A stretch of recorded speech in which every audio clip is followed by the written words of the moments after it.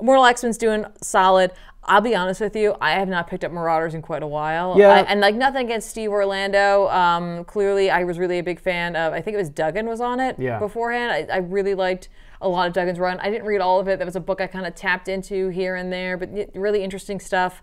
And then I just kind of dropped off on that one. Sometimes that happens, and certainly that's one of the books that is a casualty for a lot of readers. X-Force is one of those books where I feel like story-wise, this is one of the longer-running ones. We're you know, started Destiny of X on issue 27, and it just keeps going. Yes, it's one of the few that's gotten that far. I'm like, hey, shout out to Ben Percy for keeping that going.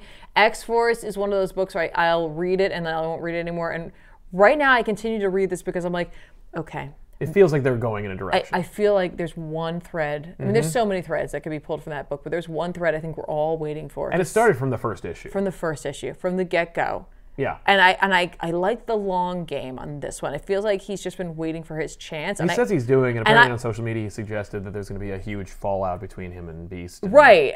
My worry is that somehow this book will be canceled before it gets a chance to do it. Because it's been going on for so long, and clearly it feels like Ben Percy wanted to let this linger and let this grow and let it fester. It's really festering. Like this problem with Beast has been festering since issue 1. Sure. And it's just getting worse and worse and worse, and we're watching that, and I appreciate that very much. I also appreciate the fact that it's like, we're not like, hey, we're doing a Hellfire Gala, and also, what's going on with Beast? Right, and War of the Beast. Yeah, it's like, wait, what? Yeah. So we're trying to give it a little breathing room. I just hope we actually get that solution. Reason why I'm sticking on with that book. Right. I mean, the book has had a lot of like drama and definitely some interesting notes and some, like I said, some plot threads going on. They're like, where's Quentin Quire? Right. X-Men Red was a book that started with Destiny of X, and Al Ewing really brought something new to the table. That was a book that honestly, after the first issue, I was kind of like, meh. Yes. And I was like, let me give it a second issue. And I don't know why I doubted Al Ewing to tell me a story that was interesting. But it's a book that I do love reading, especially as we led into like Magneto Storm on Araco. There was so much interesting stuff going on there. And Axe really helped to like bring that chapter to a close and move on to basically piggybacking off of an original plot points that we had started in the first couple of issues. So I'm just like, okay, Ewing was able to like take a break, fold everything into what was going on around him, and then bring us back. So I think still doing a great job. Sometimes I'm less interested in it, but I think that's just not the nature of bad writing, but more like where my interests lie in certain characters. You know, so the fact that I'm still reading it and the things that I like the most aren't present in it, I think it says good things about it. Jerry Duggan on X-Men. It's been good. Yes. It was better, I think, in Dawn. No, in Reign. Yeah. Because he took over, I think, in Reign. I think you're right. But when he first took over, I really loved it. This has still been good. Yeah.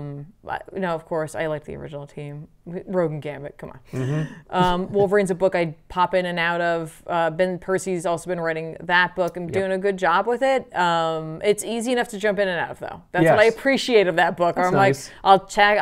Wolverine, what are you doing right now? Okay, cool. I don't care anymore. Yep. Knights of X was short-lived. It was the successor to Excalibur directly, and it's not over. Teenie Howard's going to have another book coming out called Betsy Braddock, Captain Britain. Yes. So we're going to be going back to that world. It's a world I like, you know, showing up to and checking it out. I will say, I feel like Knights of X, there's no reason I shouldn't have been like in love with it. I feel like I needed a little time. Like, Ten of Swords was so powerful. Yeah. And, you know, everything that came after it in Excalibur was great as well. And then when we came back in Knights of X, I think I wasn't ready. But it was still a good story. It was only 5 issues, though, so it's hard to kind of judge that based on story. Sure. New Mutants has been the book that's been all over the place. It's had quite a few creative teams on it, and in terms of story, it has lost me several times. I was really with it up until we ended the Limbo plot, and then I felt as though the book said it's okay, you can stop. Yeah. And I appreciate that in a title. Yes. It's not necessarily the best for business. No. But it's a book I haven't returned to since then. Yeah, and you don't feel like you're missing out. No, and I do feel badly because it's a brand new creative team, and I'll be honest, I was like, I'm okay. Yeah. Legion of X. This is the sleeper hit for me. Cy Spurrier's writing this one. If you want to talk about story, this thing is chock full of story. It is the successor to Way of X, following up Way of X. Way of X, if you didn't read that, trust me, you should go back and grab that volume because all those questions for people who were like, this is creepy. Yeah.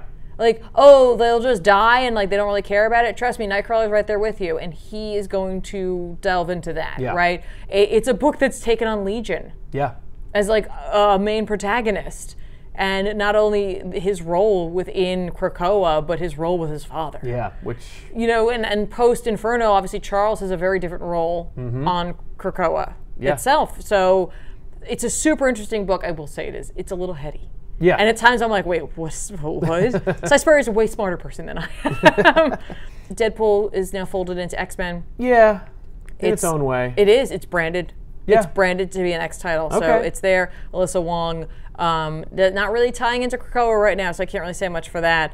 And then we've had a bunch of limited series. There's that Sabretooth series, Exterminators, Sabretooth and the Exiles, because Sabretooth did well enough. Yeah. Or it didn't, and they were rebranding it. Yeah, it could be, it could be. And there's a bunch of things coming up, you know? Like there's so many titles that are approaching, thanks to not only just launching new things, but also the Sinister storyline that'll be coming up.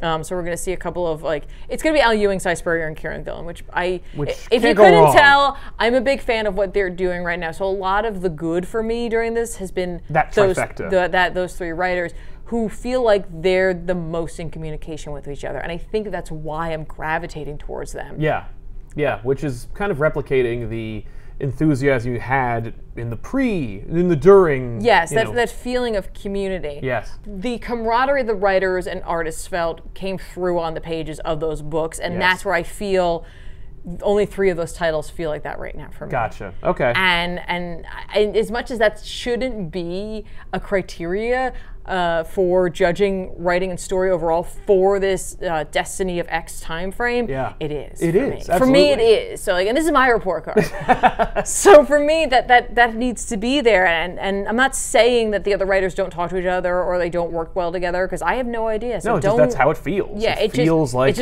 3 of them are like, hey, are really working together, and the other 3 are kind of doing their own thing. Yeah, and honestly, when I Reign of X, the first part of it is easily an A-, and the second part of it, the ending part, that's like a C.